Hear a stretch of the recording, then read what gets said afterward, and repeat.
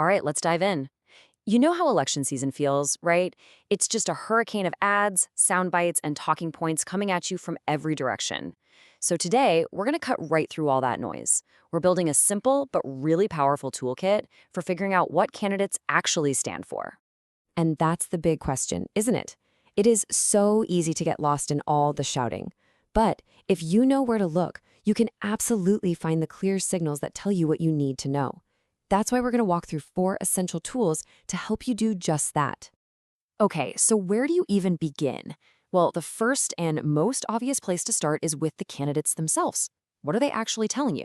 This is their official pitch, their opening argument for why they think they deserve your vote. A campaign website is pretty much ground zero for this. Take this example from Marco Rubio's site. You can see exactly how a campaign packages its message for very specific groups, like families, farmers, seniors, and small business owners. This is their curated platform, and it's designed to tell you exactly what they want you to hear. And they often make these really clear, broad promises. Here, you've got Texas State Representative Paul Workman putting fiscal discipline right at the front and center of his message. It's a very clear statement of his values and priorities. So this is the foundation of your research. What is a candidate promising to do? Okay, but here's the thing. A platform is just a promise, right?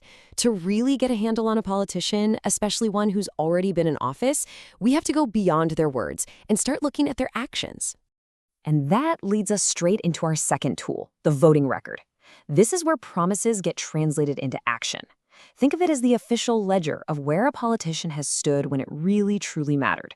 Just take a look at Senator John Cornyn's record on this one single issue. In 2003, it's a yes vote. 5 years later, another yes vote on a related bill. Then again in 2009, and again in 2011. See, this isn't just a single statement. It's a clear, consistent pattern of behavior that stretches out over a decade.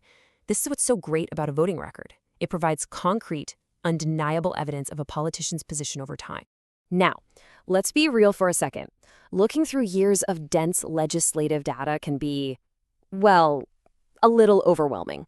It's powerful information for sure, but it's not exactly a quick read. Luckily, there are groups out there that do all the heavy lifting for you. Which is where our third tool comes in super handy. Scorecards. These are basically ratings that are published by different groups. They analyze a politician's voting record and then boil it all down to a simple score or a grade. So for example, if we look at that same voting record for Senator Cornyn, the advocacy group NRL Pro-Choice America gave him a score of 0%. From their point of view, his actions are in complete opposition to their platform. But, and this is the important part, another group, the National Right to Life Committee, looked at the exact same voting record, and they gave him a perfect 100%. From their perspective, his record aligns perfectly with their goals. So, what does this tell us? The crucial point here is this. The same record can lead to wildly different scores. A scorecard isn't some objective truth. It's an evaluation through a very specific lens. The absolute key is to know who is doing the rating.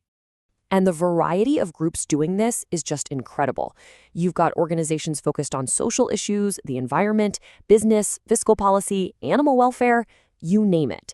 This means you can almost certainly find a scorecard that reflects the issues you care about the most, giving you a powerful shortcut to understanding a politician's record from a perspective that actually matters to you. All right, our fourth and final tool looks beyond votes and platforms to a really powerful potential influence: money. Campaign finance records can tell you a whole lot about who is investing in a candidate's career. And the numbers, well, they can be staggering. Take Texas State Senator Troy Fraser, who raised nearly $4 million over a 13-year period. But, that total amount is only part of the story. The real question is, where did all that cash come from? And this is where it gets really interesting. According to one analysis, a whopping 97% of the funds he raised over a 2-year period came from special interest groups.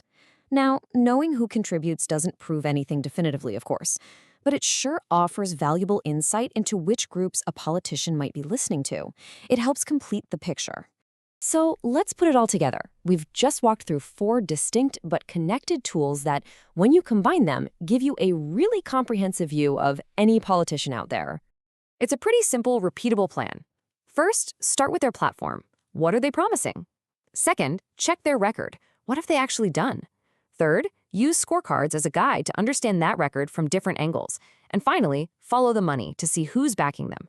When you put these together, these steps move you from just being a passive observer to a truly informed voter. The noise of politics is always going to be there, that's for sure. But now you have a way to find the signal. So the only question left is, who are you going to put under the microscope first?